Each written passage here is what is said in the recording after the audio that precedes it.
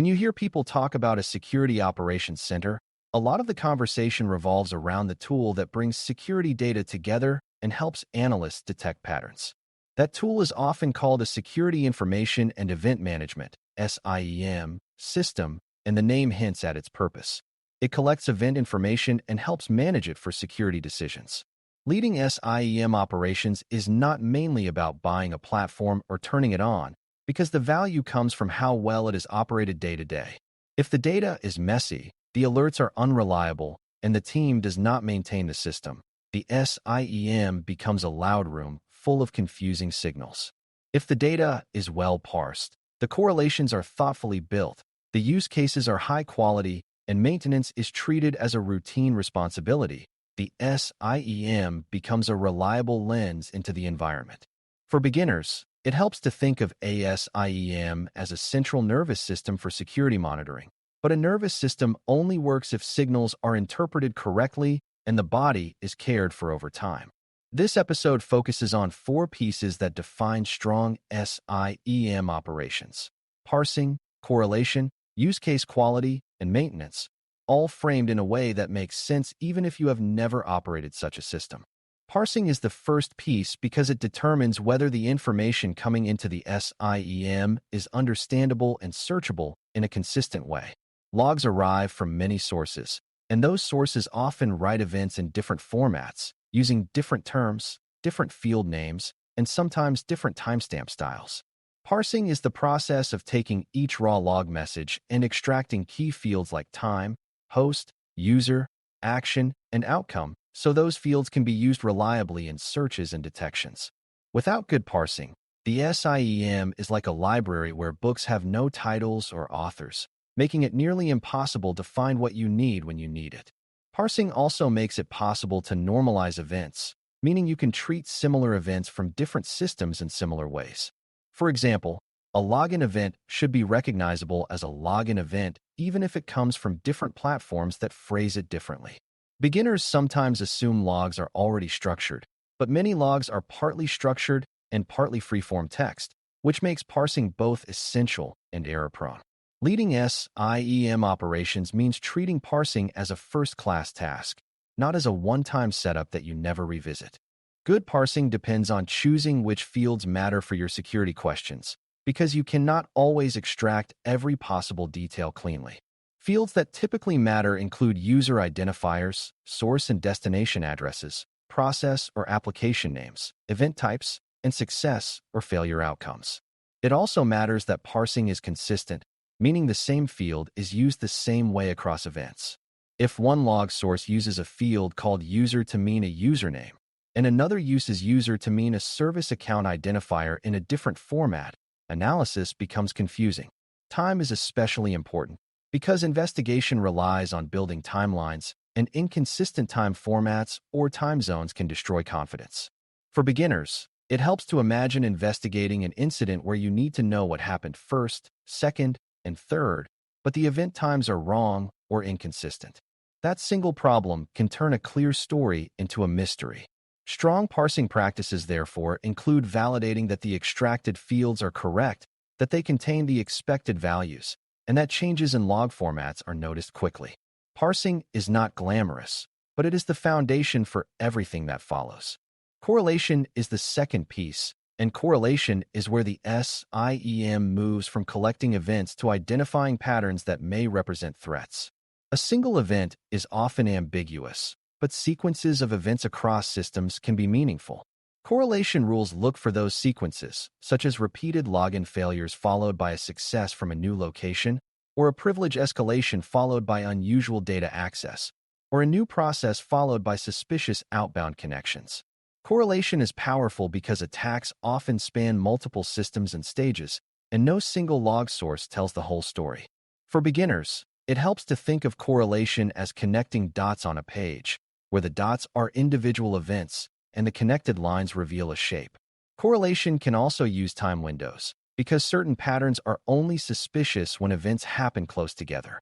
The challenge is that correlation can either create high-quality detections or create a flood of noise, depending on how it is designed. Leading SIEM operations means ensuring correlations are grounded in realistic behavior patterns and have enough context to be actionable. A useful beginner concept is that correlation should be built around hypotheses about behavior, not around random combinations of events.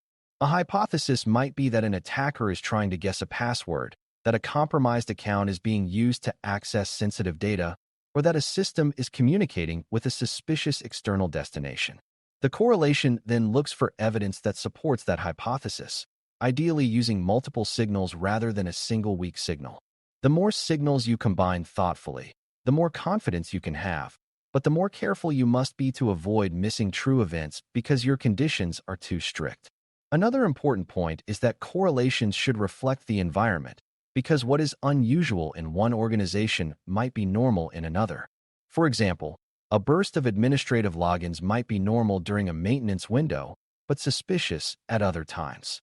This is why correlation is not set and forget, and why feedback from investigations is essential. For beginners, it is helpful to see correlation as a living set of rules that represents your current understanding of risk and normal behavior. As the environment changes, correlations must evolve to remain accurate. Use case quality is the third piece, and it helps to define what the SIEM is actually supposed to do beyond simply collecting logs.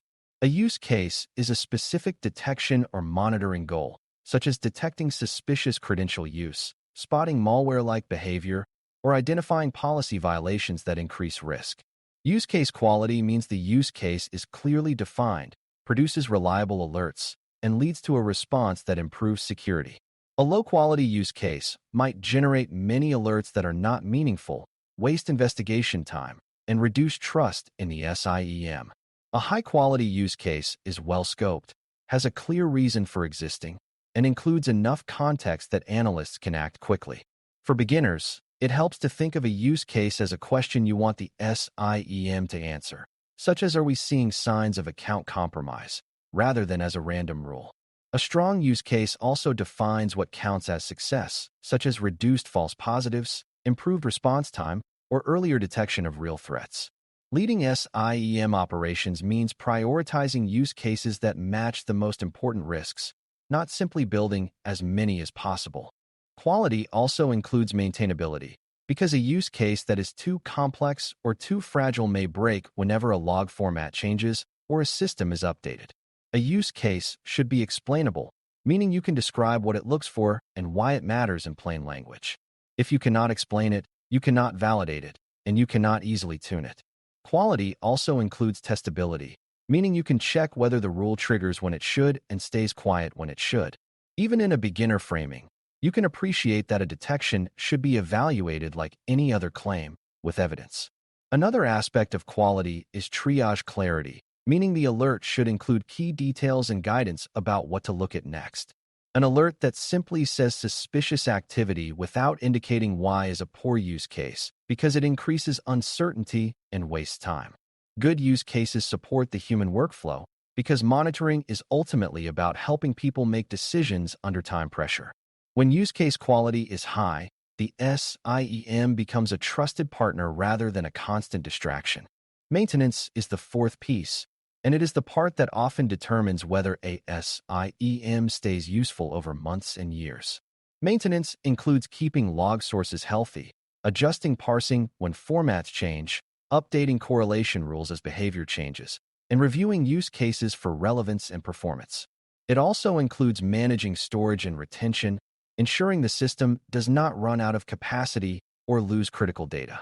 Maintenance is sometimes neglected because teams are busy with alerts and incidents, but neglecting maintenance eventually produces more noise, more blind spots, and more confusion.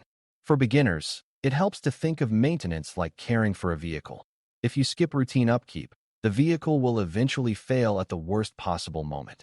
In SIEM, failure might look like missing logs from critical systems, broken parsing that makes searches unreliable, or a flood of false positives that overwhelms the team.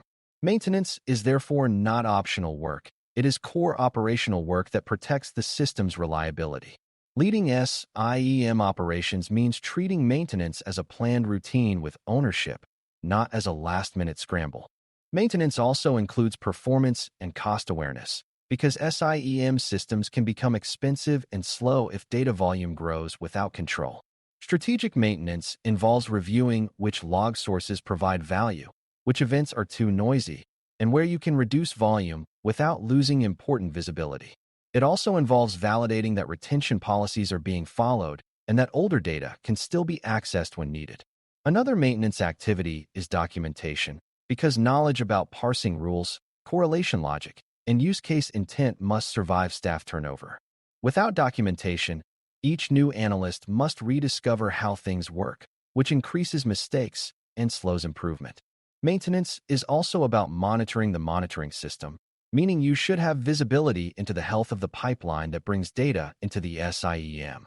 If a critical source stops sending logs, that gap should be noticed quickly because missing data creates blind spots that attackers can exploit.